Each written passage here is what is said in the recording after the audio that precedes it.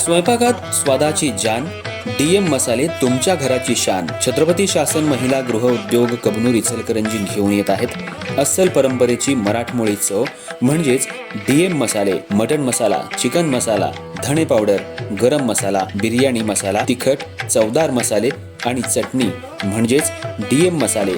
तर आजच आपल्या जेवणाची रंगत वाढवण्यासाठी केमिकल विरहित डीएम मसाले, गृहिणींच्या मनातले मसाले आणि चटणी अवश्य वापरा. डीएम मसाले महिला बचत गटाद्वारे करणारे स्वच्छ माफक दरामध्ये म्हणजेच डीएम मसाले.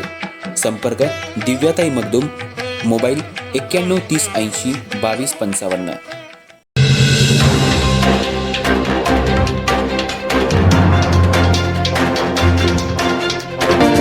इचलकरंजी शहरातील साखरपे हॉस्पिटल जैन मंदिर समोर पूर्व वैमनस्यातून अवधूत शंकर ढवळे वय 26 वर्ष राहणार संग्राम चौक याच्यावर 5 जणांनी मिळून खुनी हल्ला केल्याप्रकरणी शिवाजीनगर पोलीस ठाण्यात गुन्हा दाखल झाला आहे.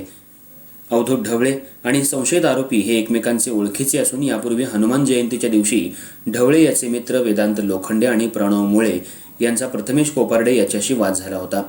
त्यावेळी हा वाद मिटवण्यासाठी अवधूत ढवळे, वेदांत लोखंडे, मोहसिन लोकापुरे आणि सकलीन मोमीन हे पवारमाळा इथं गेले होते. त्यावेळी संशयित आरोपींनी बेकायदेशीर जमाव जमवून ढवळे याला तुला खूप मस्ती आली आहे, तुला सोडणार नाही अशी धमकी दिली.